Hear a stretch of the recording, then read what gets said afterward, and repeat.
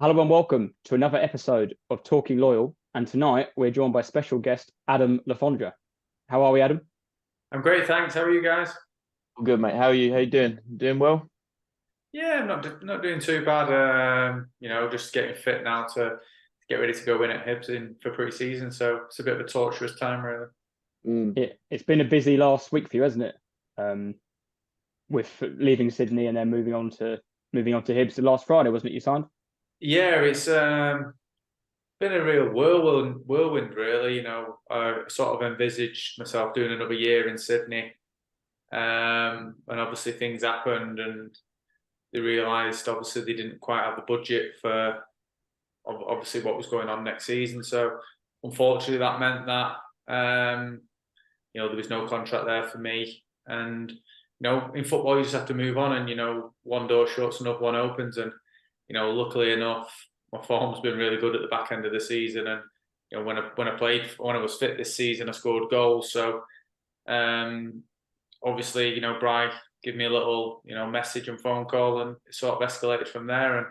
And I'm really excited about this opportunity that I've got at Hibernian, because it's a first chance for me to go and play in Europe at the age of 36. So really we saw that this week. I think you're in the qualifiers, aren't you? The Europa Conference League, so that's exciting. Yeah, the draw's tomorrow as well. So it's really exciting for me. I know at 36 years old, I never thought I'd get the opportunity to do that. I played at the Asian Champions League with Sydney for 2 seasons, and to get that opportunity to play in Europe now and have that on my CV at 36 years old was something I couldn't pass by. I wanted to create history for them. I don't think they've ever made it to the group stages of European competition. Obviously, we need a bit of luck, but we've got a great group here, and I'm hopeful we can do well in this. Yeah, definitely. Perfect. Are we talking to you from Scotland, or are you in? Are you in England at the moment? England? Yeah, it's just in between bedtime with the kids. So one of them's gone to bed, and then 2 more are just in between that. But yeah, we're all at Stockport at the minute. All right. Nice. Tate, do you want to start us off with a few questions? Yes. So before we start the podcast, we normally start a few quick fire questions, and this one's no different. Obviously, you played for a number of clubs in England, but who was the team you supported growing up? Yeah, Manchester United. I think everyone who sort of follows me knows I'm a Red. So obviously, it's not been nice watching the last probably couple of weeks the football that's been on, and obviously who won what. But I'm a Red, and fair play to them. Really, they've had enough opportunities City to win everything, and they did it, and they did it with style as well. They've got a great playing squad. And I think as a United fan, you can only be envious of what they managed to achieve, albeit with a lot of money, but also with a lot of class as well. And the way they play and the players they've got sort of shows up a lot of clubs, and United are no different to that. Yeah, nice. Next one. Throughout your playing career, have you had any pre-match superstitions? Yeah and no. They change really. It depends what's successful that week. One week it might be right route first or whatever, or the meal that I have before a game. But if I score, it'll stay the same. I think one thing that's stayed with me for probably the longest, superstition-wise, I don't even know if it's superstition now, more of a habit, is that I always, when I cut my socks, I always wear them back to front. So with the Reading ones, I used to do it where, I think, who were we sponsored by? It might have been Puma at the time. I think the Puma badge was on the back. So I'd put the Puma badge on the back, or vice versa. Or what I did it with Wolves, did it with Sydney. Done it for probably 10 years now, I'd say. So I've always done that. Did it with Bolton as well. That's probably the only habit that I've really got, is when I cut my socks, I wear them back to front. Fair enough. Off the pitch, to relax, would you rather a round of golf or a night in gaming? Golf all day. I do like both, but you can get sick of gaming, I think. And golf's such a you're outdoors, especially if the weather. Obviously, if it's pissing down, I know I'd rather be inside. But if the weather's good, then put me on the course with a nice little motor caddy, and I'll take 4.5 hours just rolling around. Very nice, very nice. Sort of related to football, but who's the best player you've ever played with? Oh, And that can be a name or someone you actually could be Yeah, unknown. that's what I mean. It depends, obviously, name-wise, or obviously what they whatever. Give us they both, put maybe. out Yeah. as a player. I think name-wise, I'd probably Heskey or Good Johnson. I think, for profile, Good Johnson, needed Good Johnson at Bolton. He was about 37 at the time, 38. Obviously, he still had a touch of class, but wasn't quite the player he used to be. But for the accolades he accomplished and that sort of thing, probably him. Look at Royston Tremp, obviously incredible player. Alex Barm-Johan at Sydney, he played for Schalke through their good spell when they were incredible. Played for Bayern Munich. So I'd probably say them three for career-wise. I'm trying not to forget anyone. Yeah, people have gone on, like obviously Connor Cody, who's gone on to have a great career at Wolves. Matt Doherty, who's had a great career. Obviously, potentially going Saudi now. I think who else at Wolves? Yeah, I'd probably say them. I think for ability-wise, who I've played with, just like raw natural ability. Maybe obviously I've played with Ravel. Nick Powell, them two players, incredibly talented footballers. It just make football so easy. And Nick Powell's one of my good friends, and I generally have arguments with him all the time, saying you should be better, like you should be in the Prem, like you should have played 10 years in the Prem or whatever. And unfortunately for him, he's had a couple of bad injuries at bad times and stuff, and it's probably not helped him. But he's an incredibly talented footballer, and 6 foot, fast, strong, the archetype of a footballer. Both feet, can edit, got a terrible airline, but great footballer, like really good footballer. And obviously, even in fact, going back to the other one, Harty as well. Harty had an incredible career, and obviously great ability as well. You know what I mean? He's got a wonderful left foot. It's hard to say. Like obviously GMAC, like for me, the connection I had with him was, I've probably had it few and far between with players I've played with who've complemented me so well. And I think for that season, and more so in 13, 14,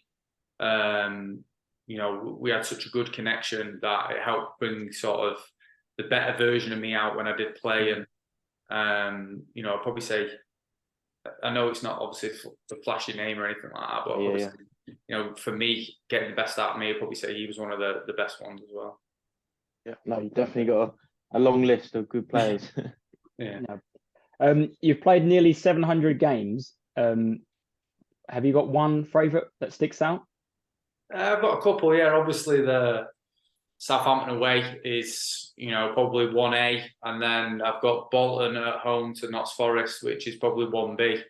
And depending on what time of the year and what day and what the weather's like and who I'm talking to, you can switch them around. And, they're the two standout moments of probably my career, in just obviously me impacting a game, what the game meant, obviously scoring as well, and just the entire atmosphere of the evening or the day, the scenes in the fans, them sort of things.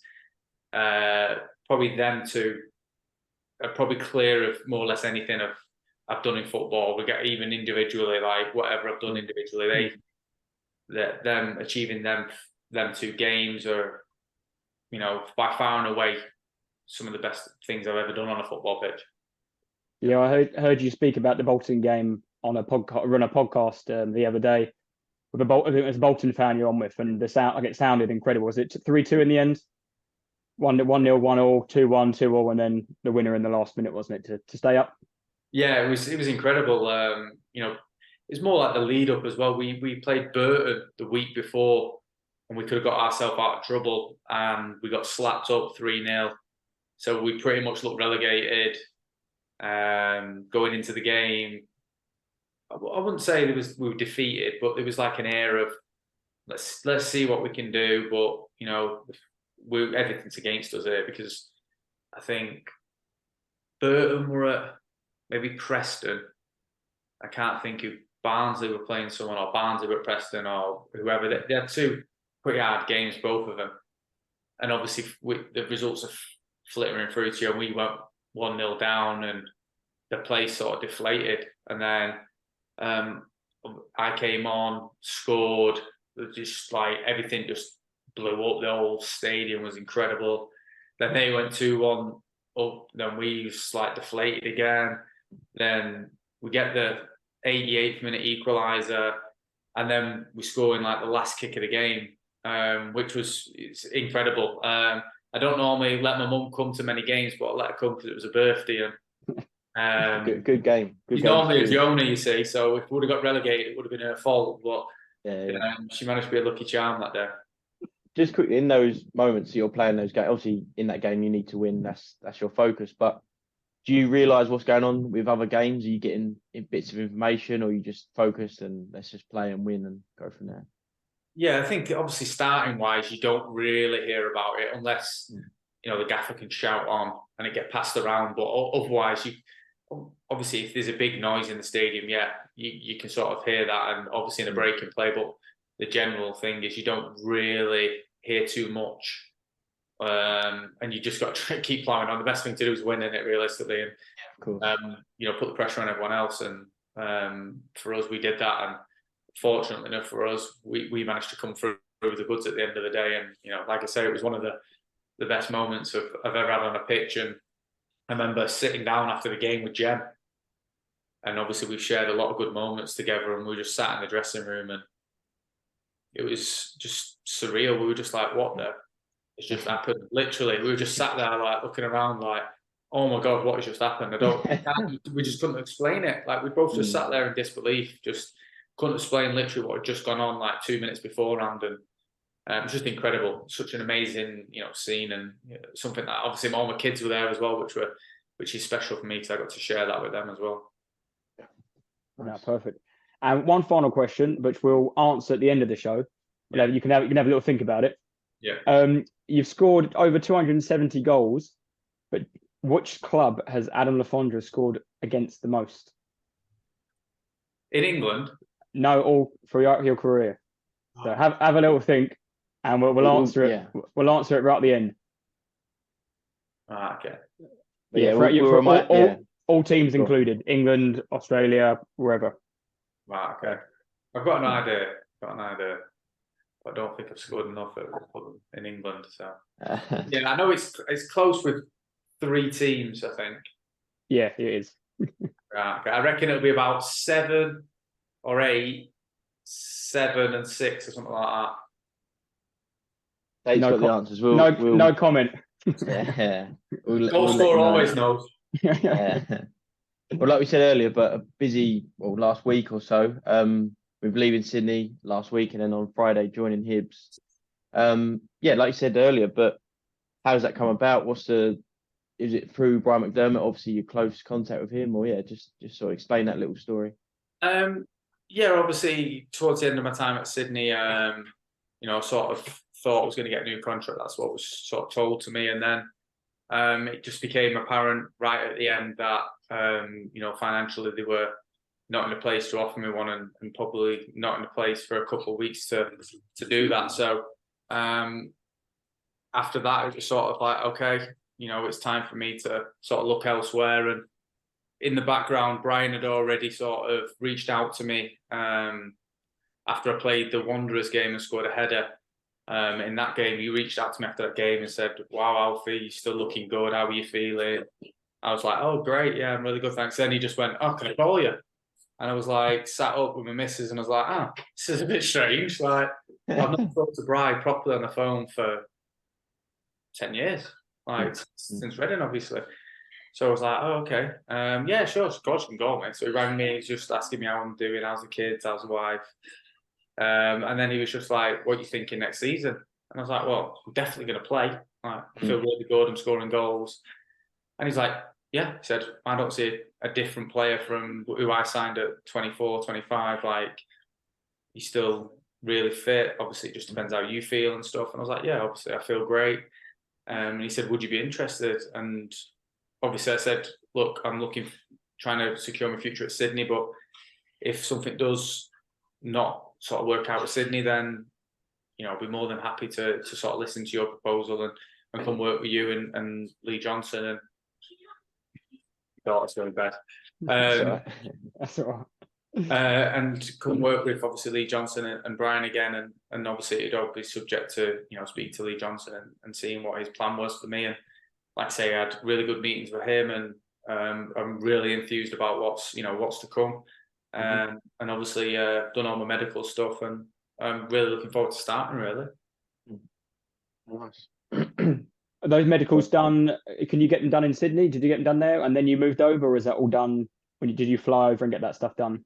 Yeah, so I signed everything in Sydney, then came over, went up last week and did my medical, did all that sort of stuff and signed everything off again, like if we missed anything out, and just had a look at a few things, looked around the training ground and stuff, and spoke to the owner and spoke to a few people at the club, and that was it really. And jobs are good, and come back in maybe 10 days time and start pre-season. We saw the announcement video with the use of Football Manager and stuff. Was that your idea, or was that them trying to put it on you? How did that happen? Yeah, that was their idea. But funny, obviously, I'm a big advocate of FM, so I think it sort of worked hand in hand and quite well with me. I said that to him. I said, obviously, I know Miles, and obviously I've done stuff for them before when I did the film for them. So, who doesn't love a good FM, reveal sort of thing? That was very clever. Very good. Yeah, you just said touched on your negotiations there. They seemed, as transfers go, reasonably simple. Have you ever had one before where it's been just chaos and dragged all throughout a month? Maybe it's been a deadline day one, or it's been a summer. Yeah, I've had enough of them, mate. I've had enough of them that I've gone through. And, I've been told I'm going here, looking at houses. Then next minute I'm not. When I went back to Bolton in League One, I was at Wigan at the time, and prior to that window, I wanted to go back to Bolton. At the time, I was at Cardiff in my final year, and I was that summer. I was told, "Oh, you're going to be going to," I think it was Rangers at the time. Rangers are interested, and they're progressing with my agent. Blah blah blah. Right, they're not. Something's happened, gone wrong. I was like, right, okay. Now Huddersfield are interested, so I was like, okay, great, up north. Perfect. Yeah. The next minute, they're not coming in. I was like, right, okay. Then Wigan are interested. Right, okay. Oh, by the way, Bolton are interested. So I was like, all right, Bolton, been there. Fans love me. I love playing for them. It's really close to my home. It's perfect fit. They're in League One. They've got a great squad that looks as if they're going to go straight back up.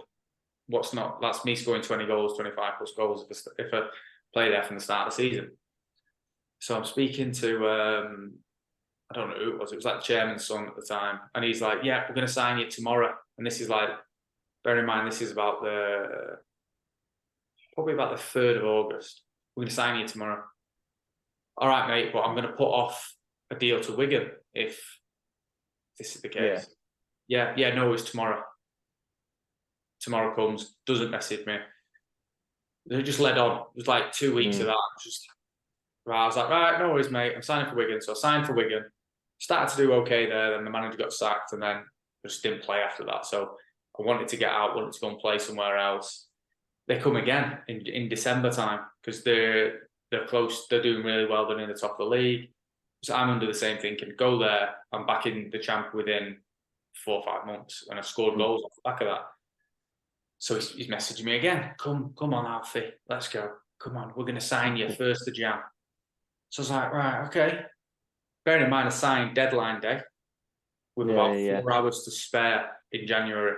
So you can imagine what my January was like. Every single day or every 2 days, we're signing you tomorrow.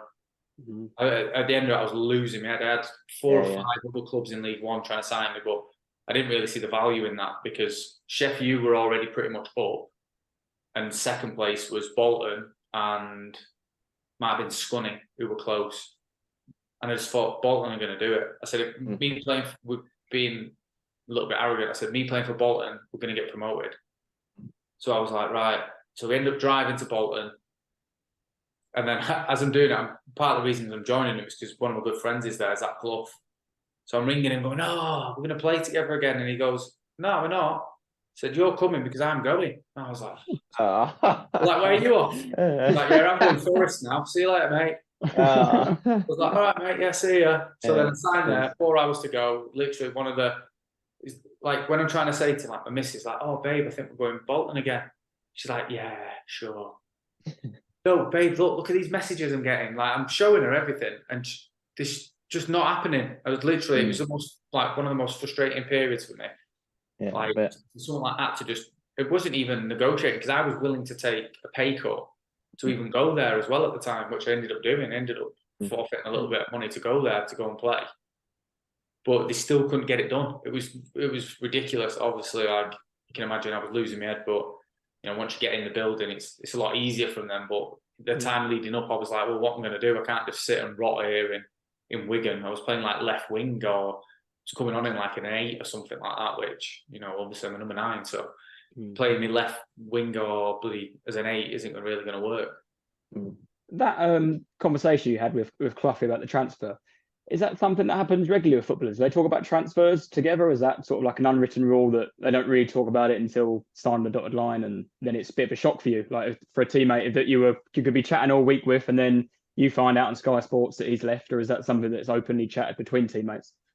It depends on person, and like, you know, obviously different people do different things, but you know, I think if you're close to someone, they generally want your advice and will talk through things with you and sort of tell you what's going on, and you sort of go from there. Really, I think that's normally really if you are close to someone, but obviously if you're not, then and you're a guarded person, they're not really going to shout their mouth off forever.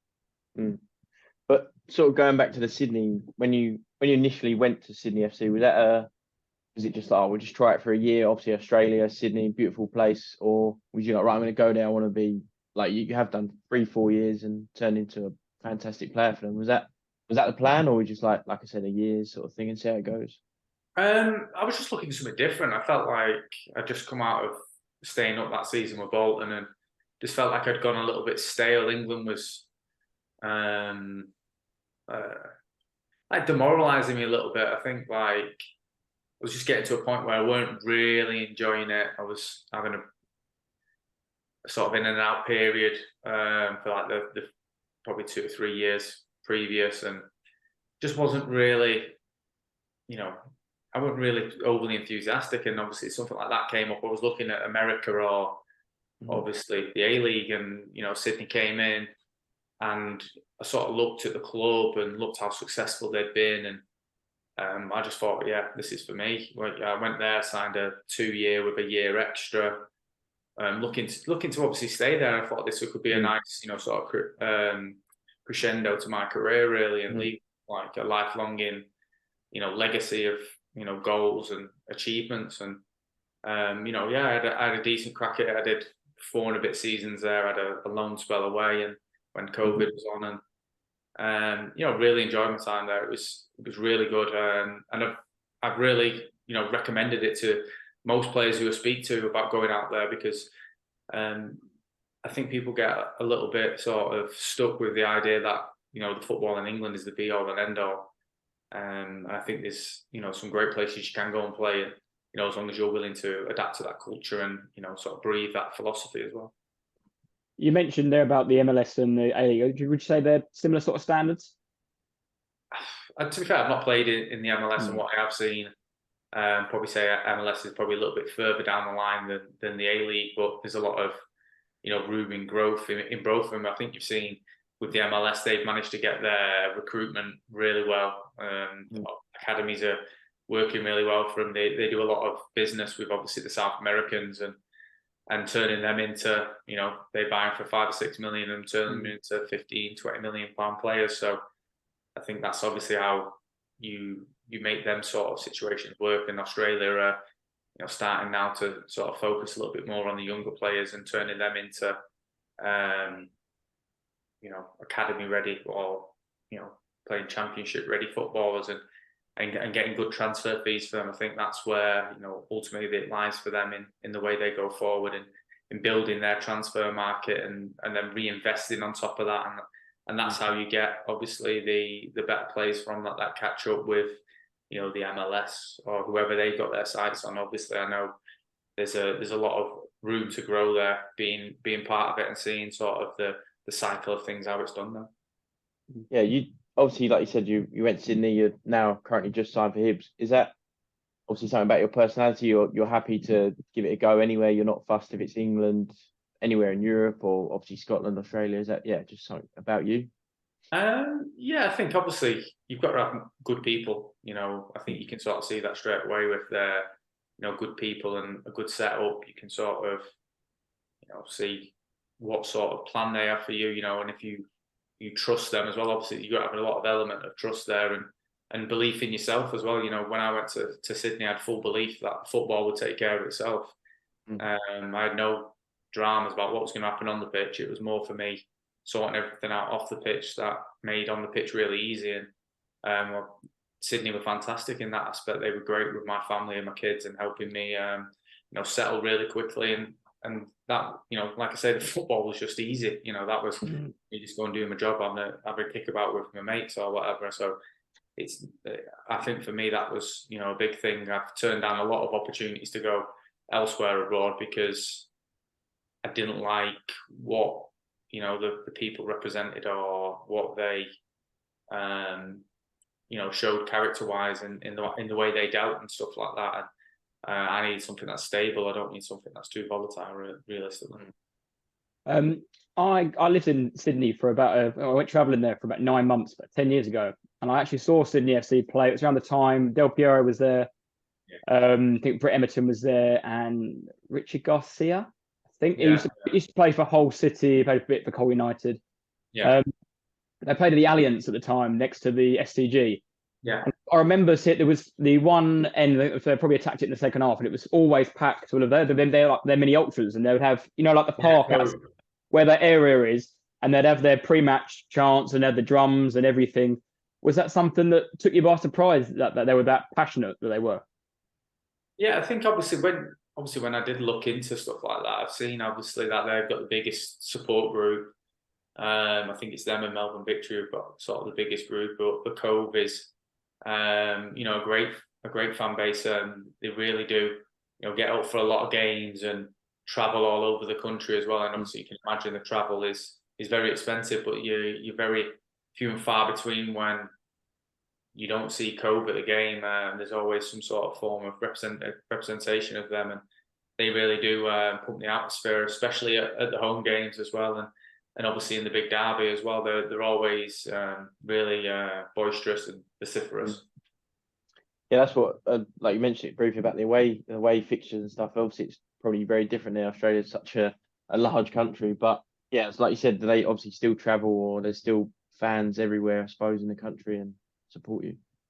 Yeah, of course. They travel literally pretty much all over the country. What we do, obviously, it's very expensive as well to pretty much copy what we do, because it's a 3-day journey, really, depending where you're flying to, or depending on if you're getting in on an early flight, then flying out on the red eye afterwards, it can be really taxing. So it just depends on the person, I guess, and whatnot, and what they can afford to do that. But like I say, the Cove are absolutely amazing, and probably the best fan base that is in Australia, really, for the support and the noise as well, the atmosphere they create. How was it living in Sydney as Sydney FC's number 9, their main striker? Obviously, you hear horribly bad stories in England about the press, and being a footballer, you don't get any peace. There's always pictures taken of you and whatnot. How did you find it over there? Were they more relaxed, just let you get on with your life, or? Yeah, funny enough, the first couple of years was, nothing. It's really nice. Obviously, I'm not exactly the most high-profile player in the world, but even being recognised, like, it wasn't really a common thing. I'd probably say more towards the end of my time, I got recognised more by people, and just saying hello and stuff. And I think that's obviously part and parcel of being a footballer, is you courteous with everyone. You're always sort of portraying, the Sydney FC logo or whoever team you're playing for, and trying to represent them in the best light. So I think whenever fans do see you and stuff like that, you have to obviously engage with them and speak to them, and obviously try and give the best impression you can in whatever time scale you can afford to give them as well, obviously. But press-wise, it wasn't really, they're not really the sort who hound you, especially not the football players. They're more after the AFL and the NRL, because they're more the naughty boys. Did you get into that much? Did you watch any of that, or did you follow? Nah, any? that's not for me. That anything that's not a round ball is not for me. Yeah, that's fine. That's similar to me, to be fair. Any like I said, any other sports? Cricket?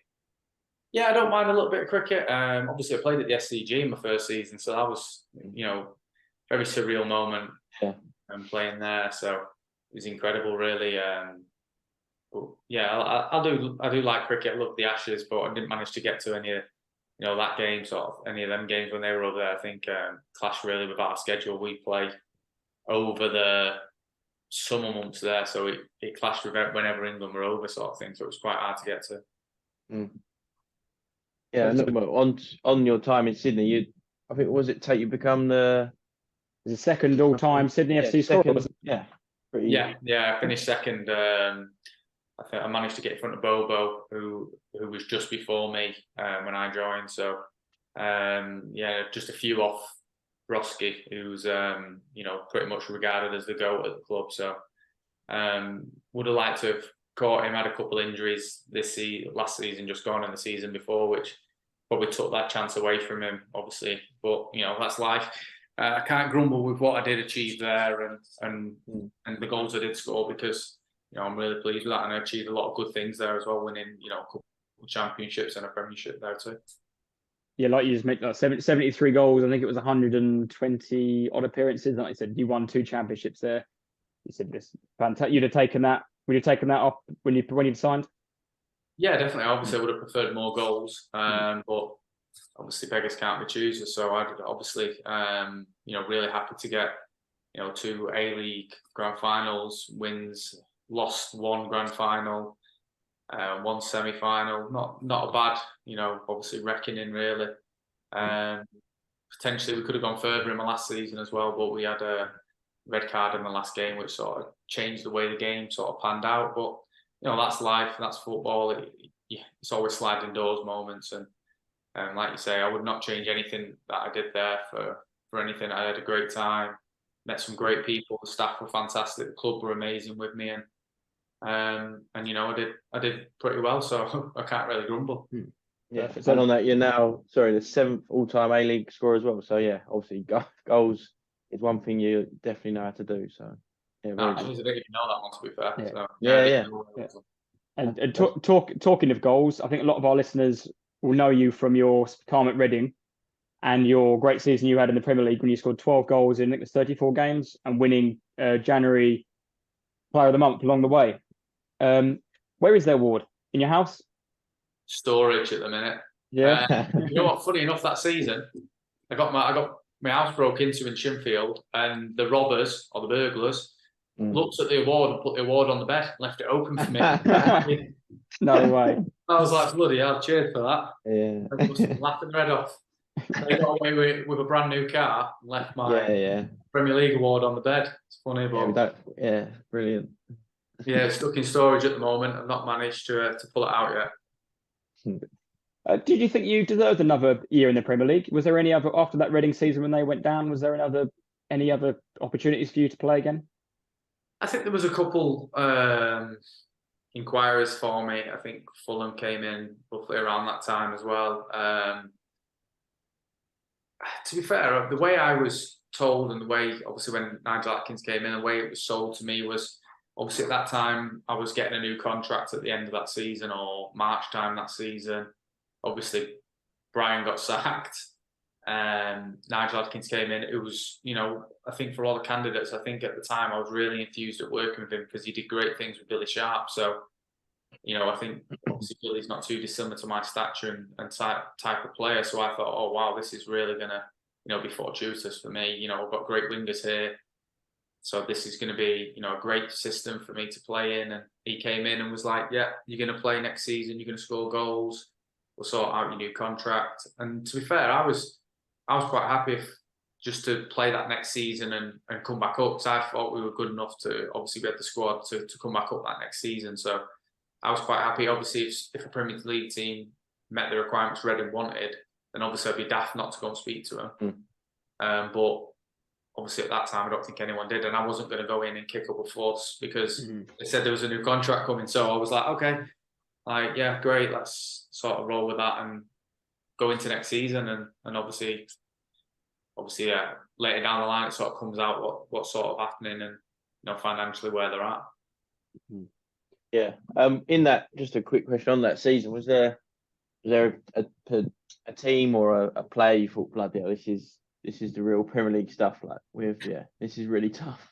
Yeah, I think remember the Chelsea game away when we lost 3-2, I think. 4-2. 4-2, sorry. Hazard in that game. Hazard in that game. Really? God, I've never seen anything like it. His lower half was so big. I was like, oh my God, I'm a little stick compared to him. I was thinking, oh my God, about getting the gym rapid because he's. And then we played Arsenal at home when we got beat 5-2. I think I scored Cazorla in that game. Got a hat trick, didn't he? I was like watching him. I was just like, oh my God, he's so technically good. He's taking the mick and he's not hardly running. Just both foot taking the mick, just manipulating the ball in ways that I didn't know was possible. And obviously, like the obvious ones, David Silva, Michael Carrick, Rooney, Van Persie. I'm about a bit of a fanboy here, but like, Aguero as well. Like, I love Aguero. Yeah, babe. This is making me drink water. Right. Aguero, Torres, the sort of players who like I idolised watching them sort of 5 years ago when I was in League Two. And you watch one match of the day or whatever, and you're like, bloody hell, I'm rubbing shoulders with me, I'm shaking hands with me. And now you're playing the same pitch, Yeah. That's what I was thinking. Like you're a professional footballer, you made it to the Prem, you're obviously a brilliant player, and then you're looking at Santi Cazorla, Torres, and you're thinking, how the hell am I getting close to these people? Like, thinking we're on the same planet, but yet so far apart. It's it's incredible when you see them sort of players up close. I think Mata as well in a home game. Obviously, I know we came back in that game, but he was a joke in that game as well. Did you swap shirts with any of them players that you just mentioned there? I wasn't really a big shirt swapper. I did it with my friends a lot. But the only two I did get was Torres and Aguero. When we played City away, when he come off the pitch, then I didn't get on the pitch, and I was at the tunnel, and I thought, oh bollocks, I've got to get his shirt. Like, I don't care what I think we lost last minute. I think someone scored an header. I think Gareth Barry scored an header. Try and look for it here. Yeah, I'm pretty sure we lost 1-0. And I was thinking, oh, I'm gonna have to get this shirt rapid and not hide it. And it wasn't really like a collectible. Seeing him coming off, I was like, oh, please, Sergio, give me a shirt. And he was like, take yours. I was like, come on, mate, you don't want my shirt. You don't need, So it's like I got the golden badge because that's when they won the league the year before and stuff, like him. And then I got, obviously, Torres' shirt. Like, they're the two that I did go to get. But other than that, I didn't really want to be like fanboying everyone running after the shirts and stuff. It wasn't really my scene. I probably wish I did now, looking back, but it wasn't really the sort of thing I wanted to give off. That I was in awe of them, because I certainly wasn't. I felt like I could hold my own, and obviously that's why I'm scoring goals. But obviously, they're players that are unbelievable, and of course, maybe I wish I did get a few more shirts after all. Yeah. During that hot streak in January, was there any talk of England call up or anything like that, or did you ever hear any rumours? Yeah, well, I sat down with Bry actually, funny enough, and he said, I think it was Hodgson at the time, and Ray Lewington, I think was his assistant, rang up Brian and said, what do you think? Do you reckon we get him in and stuff? And Brian was like, yeah, definitely. I think you should, get him in, have a look at him. I think he can definitely do what he's doing for me for England, and obviously we'll see how it goes. And then obviously I think Defoe dropped out of the squad not long after that time there, and there was a little bit of talk. I think Brian sort of said like, "Oh, you might get called up," and I think in the end they put Walcott up front and obviously just left me. I think it might have been the start of Feb, and then that was it really. Obviously, I couldn't really continue that form that I did in January, and I don't think I scored then until March maybe. I think it was March. Was there a goal that season you really enjoyed the most, or you thought was the best goal you scored in the Prem? Obviously the Chelsea ones, they obviously kind of stick out, last minute goals. Scoring against United was a big thing for me, obviously being a United fan. I was going to say, what was it like playing against United? And yeah, that must have been almost like a pinch me moment again. Yeah. Yeah, definitely. You know, like I say, 12 months earlier, the start of the champ season, I was playing in League Two. So Yeah. you fast forward that, I'm playing against United, just scored against, I don't know who it was marking me, Darren Fletcher or whatever, or Johnny Evans, or off a corner. I've just scored an header off a corner against United, put us in the lead. So I couldn't really write that sort of thing. That sort of thing was still like, it was so euphoric, you know, and having all my family there to see that as well was such an amazing time for me, and an amazing situation for me to sort of be in. And you know, I was quite lucky that obviously I did do quite well in the Premier League and scored some good goals against good teams. But I think for me, probably my first goal in the Prem was probably, and it's only a penalty, but it's probably my favourite because it was a complete sort of 180 or 360 of what I've done. Like I was, like I say, I was playing against Barnet, scoring against them at Don Valley Stadium. Then I'm scoring in the 90th minute against Stoke, a pen to get us a point in the first game of the season. So for me, that was probably my favourite goal, just because it was the first Prem goal, and obviously my first game in the Premier League. So that was sort of stuff that dreams come true. Yeah. I think, Jack, you had a stat, didn't you, about a goals to game ratio that was mad. I think we saw you tweet it as well a while back, Adam. Yeah, not too bad stats really from the Premier League, and that time I didn't do too bad. Goals to minutes or something like that, because we actually noticed that. Did you think you deserved more starts, more minutes in that season?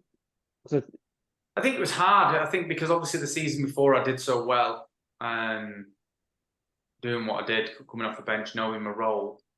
And we got into a position where in January, I was sort of assuming that we were playing 4-5-1. I'd come on at 60 and we'd go 2 up front and, you know, put a little bit more pressure on teams.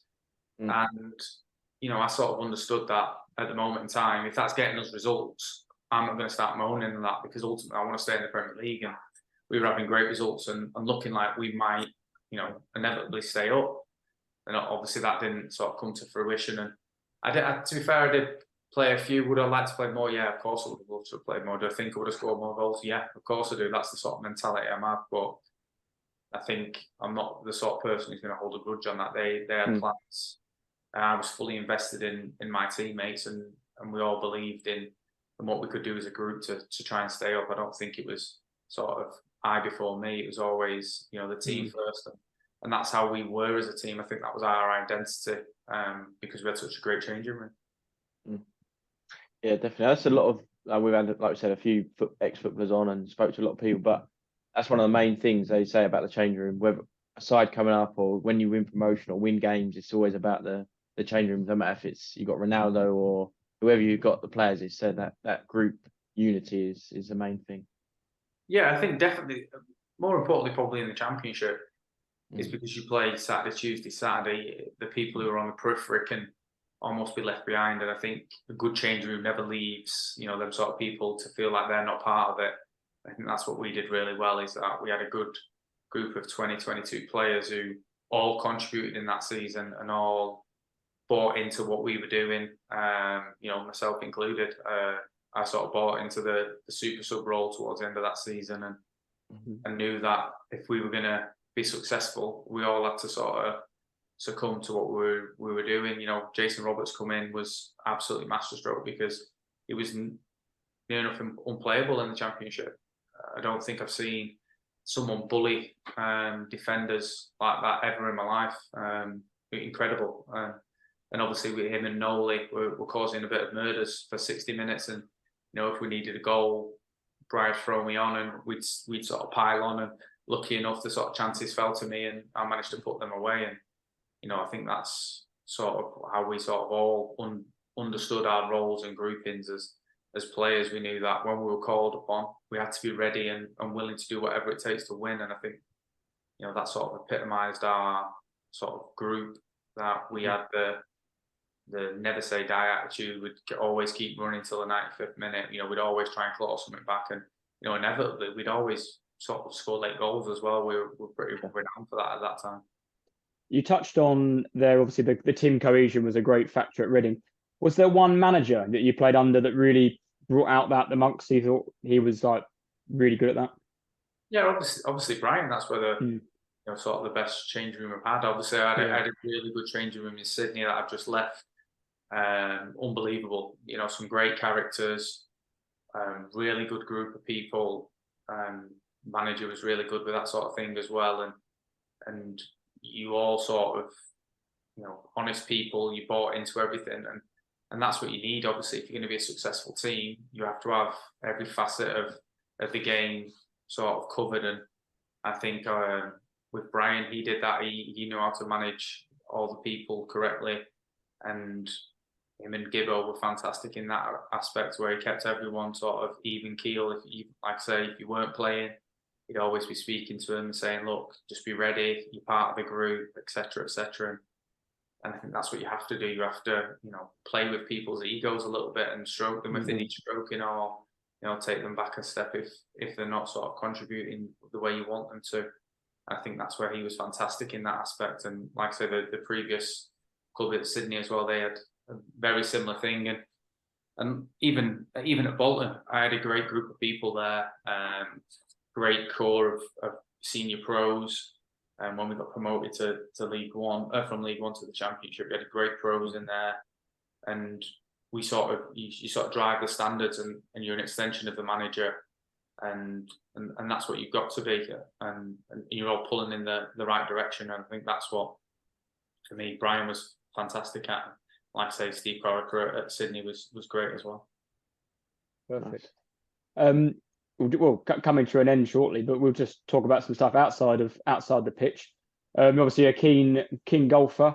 Is that something you've done throughout your career? Or was that something you picked up in sunny Australia, or how did that? I picked it up in Reading. Funny enough, my missus said, "Get off the PS3." Would have been at that time.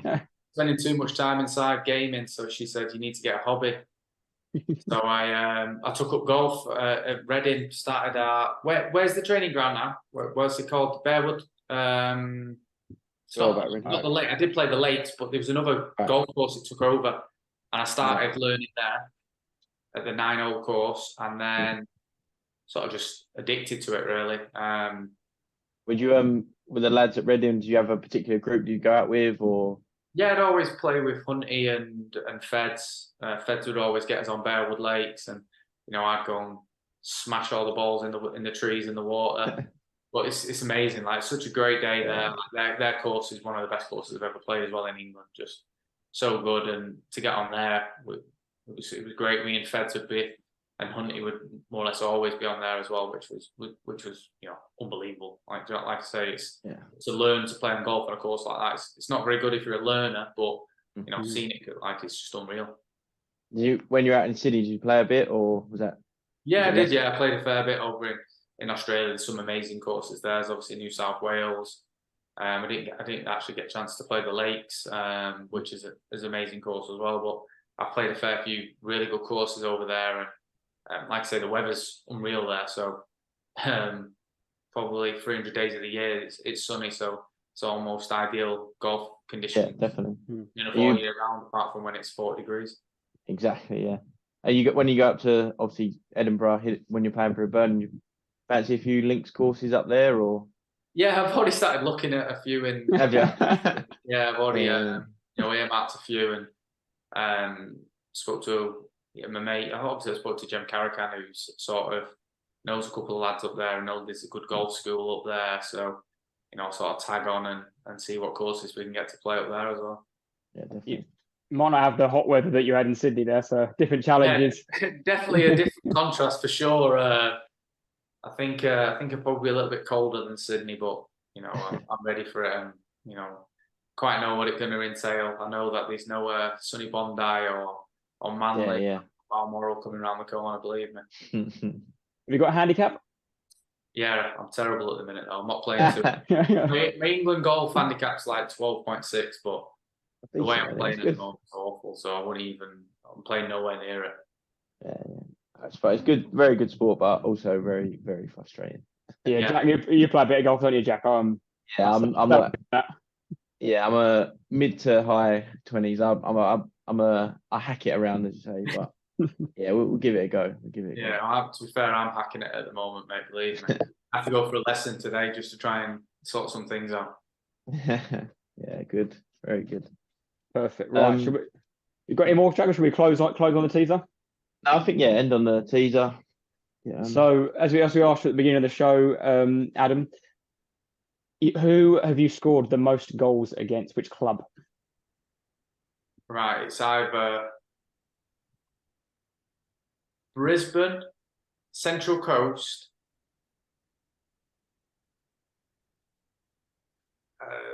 Accrington or Barnet. What one are you going for? What one are you going for? Lock us in one answer. Most. You want to wait? Sorry, Tate. Do you want to give him the amount that he scored against the side? 10 goals.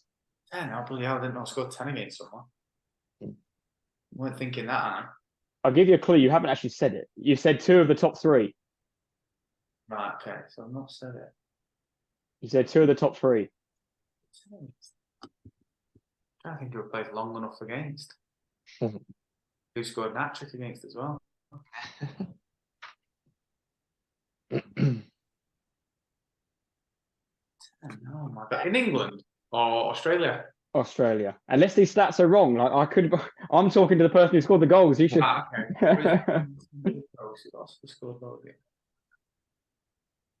Can't be Adelaide. 10 goals. Against Adelaide? According to transfer market, 10 goals. 9 versus. I know I've scored a lot against them. I've scored near enough every time we played at Cooper's against them at their stadium. 10 versus Adelaide, 9 versus Central Coast Mariners, 8 Barnet, 8 Melbourne, and 8 Brisbane Roar, is it? Yeah. And then 8 Action Stanley. I knew they'd be close with I knew who the English ones would be. You scored a hat-trick against both of them. Yeah, very good. Very good. Do you keep all your hat-trick balls? Are they in storage? They're in storage as well, though, so they're a bit deflated at the minute. They need a bit of TLC. I don't think I'll even see the signatures on them anymore. No, that's perfect. No, thank you very much, Adam or Alfie, for coming on. It's been appreciate it. Yeah, really good. Really enjoyed your time, and obviously know it's been really busy last few weeks for you, but I really appreciate you giving up your hour tonight to come on the show. No worries. Thanks very much. It's been enjoyable. And I hope you enjoy pre-season. Is it 2 days' time? 27th I go up. I'm a little bit later in than a few of the other boys, so I'm coming on the 27th, so I'm looking forward to it. Like I say, got to get my get myself going and make sure I hit the ground running really, and hopefully score a few goals. No, perfect. Yeah, definitely. Best of luck with your move. Yeah, and we'll definitely be keeping tabs. And good luck. Yes, thank you. Thank you very much. Thank you very much.